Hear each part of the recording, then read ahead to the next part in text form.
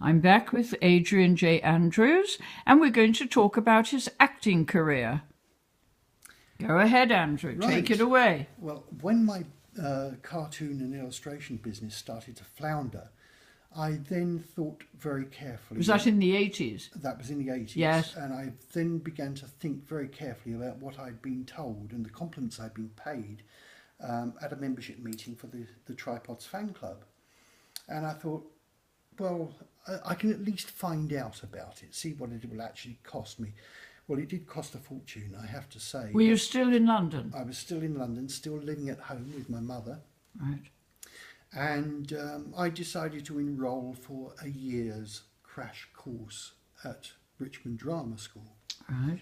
And I stayed for the full duration, the full 2 years, because I was really Two enjoying it. years? Yeah, I did a full 2 years. And you took to it like a duck to water? I did. It's what I always wanted to do. Now, the reason being, I'd always lived with a secret regret.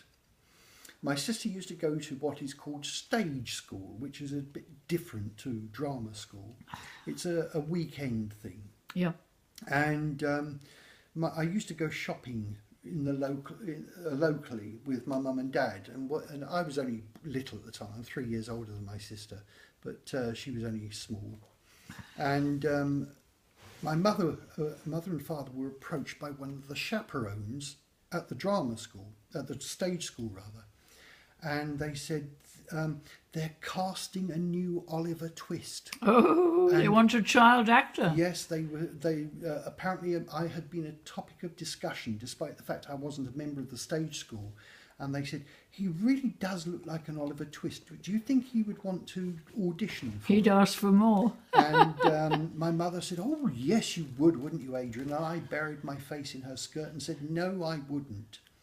It wasn't until many years later I learnt it was the chance to audition for the lead in Oliver, which Mark Lester is now famous Yeah. for. Now, I think the right person got it. So I'm not. You could have been famous. I could have been famous. But hopefully, what I've got lined up in the future is going to make up for that loss. What a sweet story. But after leaving drama school, I didn't stop working for a whole year. And I thought, my goodness, I've really done the right thing. You hear so many things about actors constantly out of work. Yeah. I stayed. You're talking about theatre work. Theatre work. You didn't go into television? Not straight away. I stage managed Right. 3 plays back to back. Right. That took up most of the year. One of them was a play for the London New Play Festival in Islington, about a funeral parlour that sells a woman a life before they sell her a funeral. Oh, that's interesting. Very, very bizarre, but one of the props that were needed was a coffin. And I've always been phobic about anything connected with death.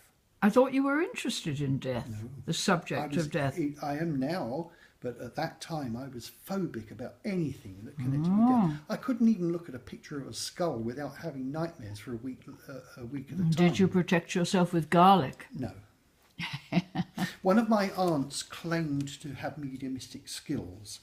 Right. And she said, if you want protection at night, you keep an exposed blade next to your bed.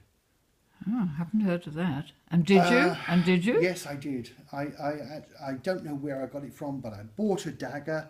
I kept it out of its sheath, exposed by my bed, because I was afraid of being visited by ghosts in the night. And I now know that there is a connection with naked steel, but it's not quite what she imagined it was. And what's the connection? It does offer protection on occasions, but it's with particular types of entity. Is that connected with the Athami? The Athami, yes. Yes, the Athami is a witch's knife. Yes. Yes, and that is it. That's where it comes from. Yes. So she'd heard little tiny snippets of facts, put them all together into her own story, which I have to say was not unusual for her. She has to be the only person where she was living that actually managed to look through the porthole of a flying saucer. So we're talking that sort of imagination. Oh, right, you know. right. But I am far more grounded than that.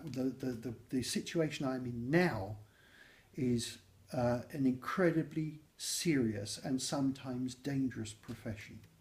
Yes, well, you're a Ghostbuster, but we haven't got there yet. No, indeed, we're going to talk about your journey, you know, how you got to... Yes, I had to, for this play, for the London New Play Festival, I had to, in my position of stage manager, it was my responsibility to find the props.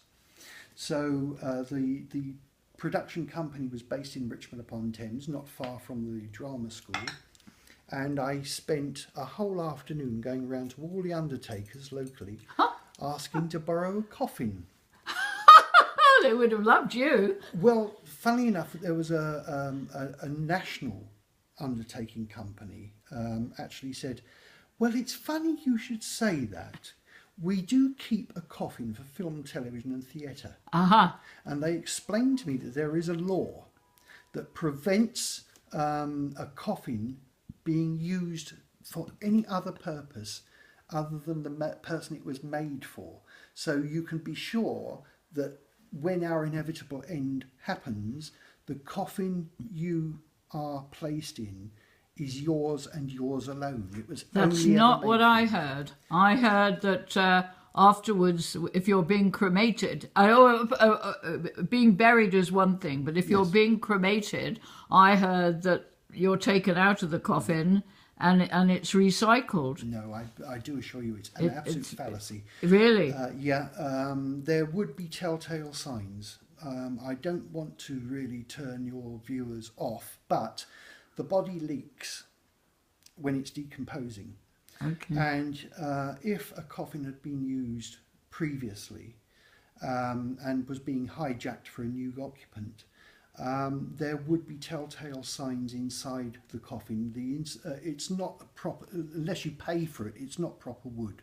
It's plywood with a laminate on it. And the plywood inside would be terribly stained. They do put a plastic lining in a coffin. Right. And then it's covered with the silk lining. So you know all about coffins? Yes, because I examined this coffin. Once I was granted a loan of it, yes. I examined it to see how it was made, because I've always had an inquiring mind. Yes. And technically the coffin we borrowed was made for cremation because it had plastic but brass plated handles. Yeah. And they do that because the handles melt down. If you're being buried, you would probably pay more for a coffin or a casket, which has metal. What's the difference between a casket and a coffin? A casket is what the Americans use, that has a double lid, so that you can open the top half when the body is laid out to in state. In state. Only the second half is only ever open to place the body in the coffin, and then they close the second half, the lower half, and the top half stays open for people to view the body, and that's a casket. That's a casket. They don't do that in England? They do. In fact, my mother, who is now 98 years old, has actually booked her own plot. Yeah. She has paid for her funeral, and she has decided, should she ever wake up, she wants room to roll over in her sleep. So she's bought herself an American casket. Right. You mean American style, or American style? it's not coming over from America.